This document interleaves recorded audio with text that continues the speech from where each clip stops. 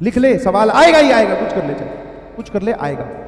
ठीक है, 1 question for sure, JEE Mains हो चाहे जेई एडवांस हो,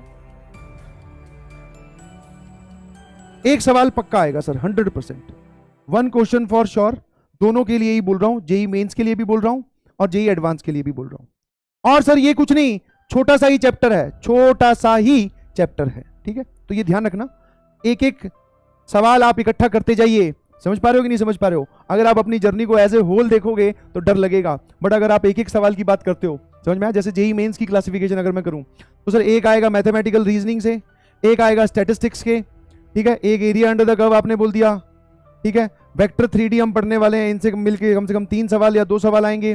कैलकुलस अभी हम पढ़ के आए हैं पूरी, लिमिट, डिफरेंशिएबिलिटी, एओडी, तो कैलकुलस से आप मिलाकर बना सकते हैं टोटल 4 सवाल। ठीक है, हाँ है ना? तो ऐसे करके 12वीं में मैट्रिसेस डिटर्मिनेंट से एक एक क्वेश्चन आप बोल सकते हो, मैट्रिसेस डिटर्मिनेंट, ठीक है, एक क्वेश्चन मान लीजिए। ऐसे करके आईटीएफ फंक्शंस, तो आपके बहुत सारे सवाल आप देखोगे तैयार हो गए हैं, खेल चालू है, ध्यान रखना। हाँ, 3 गोल्डन चैप्टर्स तो लास्ट में रिवाइज के वक्त बताऊंगा ही ना। स्टैटिस्टिक्स और मैथमेटिकल रीजनिंग सबसे आसान सवाल आता ही आता है। हाइट एंड डिस्टेंस भी है, बिल्कुल सही। प्रोबेबिलिटी है, वेक्टर 3D के बाद में प्रोबेबिलिटी आएगी। डिफरेंशियल इक्वेशन है, उससे भी सवाल आता है।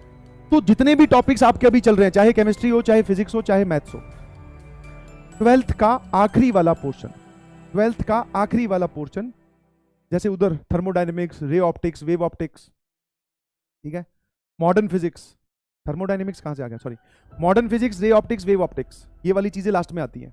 सेमीकंडक्टर, लिख ले, सवाल आएगा ही आएगा, कुछ कर ले, चाहे कुछ कर ले, आएगा। और बच्चे इन सब चैप्टर्स को पता है क्यों स्किप कर देते हैं?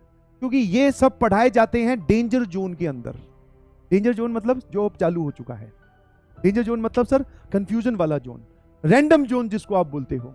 ठीक है, स्कूल प्रैक्टिकल्स आने वाले हैं, स्कूल के हाफ ईयरली आने वाले हैं या प्री बोर्ड्स आने वाले हैं, प्रैक्टिकल फाइल की हमें टेंशन रहेगी, फाइनल प्रैक्टिकल होने हैं, बोर्ड्स भी आने वाला है, जेई मेंस का फर्स्ट अटेम्प्ट आने वाला है, स्कूल वाले तंग कर रहे हैं, दिवाली आने वाली है सर, फिर उसके बाद में, दिवाली के बाद में आप बोल दोगे ठंड आने वाली है, बहुत सारी चीजें आनी ही आने वाली है, छुट्टियां ही छुट्टियां।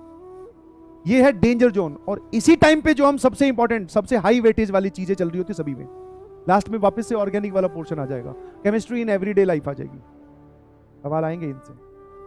समझ पा रहे हो कि नहीं समझ पा रहे हो? तो आप कुछ भी करो, ये लास्ट वाले टॉपिक्स आप छोड़ दो अपने, ये 11th का, बहुत सारे लोग जो है 11th का क्या करें, 11th का क्या करें, मैंने पता क्या बोलता हूं कि पहले तू 12th पक्की कर ले एकदम, 12th के जो चैप्टर्स पढ़ा दिए उन पे काबू कर ले कि हाँ सर इनसे सवाल आएगा तो नहीं छोड़ूंगा। एक बार ये वाला एटीट्यूड निकाल ला, 11th अपने आप सेट हो जाएगी। समझ पा रहा है कि नहीं समझ पा रहा? जबकि 11th में ऐसे बहुत कम टॉपिक्स है जिन पे मैं शॉर्ट बोल सकता हूं कि सवाल आएगा ही आएगा। जैसे कोऑर्डिनेट ज्योमेट्री आप पूरी पढ़ो, वो ठीक है सर, वो फ्रूटफुल रीजन है। अलजेब्रा आप पढ़ो, complex number, quadratic equation, binomial theorem, sequence and series, PNC, और भी बाइनोमियल थ्योरम बोल दिया मैंने, है ना? अब ये सब पूरा आप पढ़ो, इनमें से हो सकता है किसी चैप्टर से सवाल आए, किसी से ना आए। ठीक है, समझ पा रहे हो कि नहीं समझ पा रहे हो?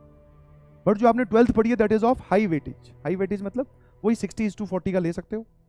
हाँ, किसी किसी के शिफ्ट में ऐसा ही हो गया कि अलजेब्रा के क्वेश्चन भरे पड़े हैं, तो वो अलग बात है।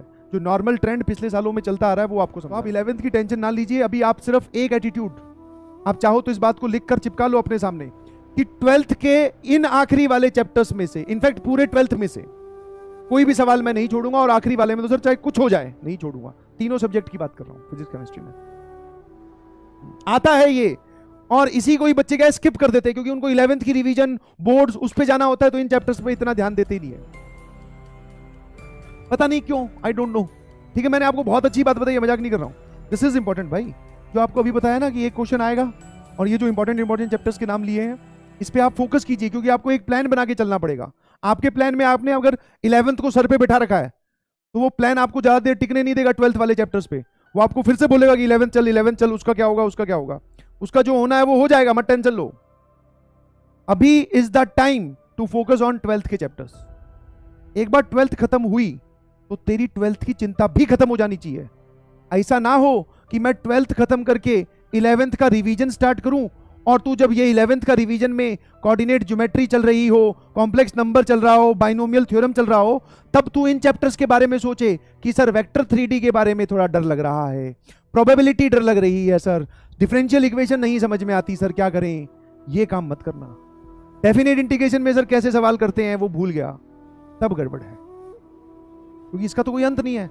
यहां थे तो यहां चलो, अब यहां आगे तो बोले सर इन चैप्टर्स का क्या करें, इन पे एकदम टिक लगा दो सॉलिड वाले, बोले सर डीपीपी मॉड्यूल एकदम कॉन्फिडेंस हाई। ठीक है, प्रैक्टिस और करेंगे जितनी हो सकती है, बाकी आप बोल ही रहे हो कि रिवीजन होगी। समझ पा रहे हो कि नहीं समझ पा रहे हो?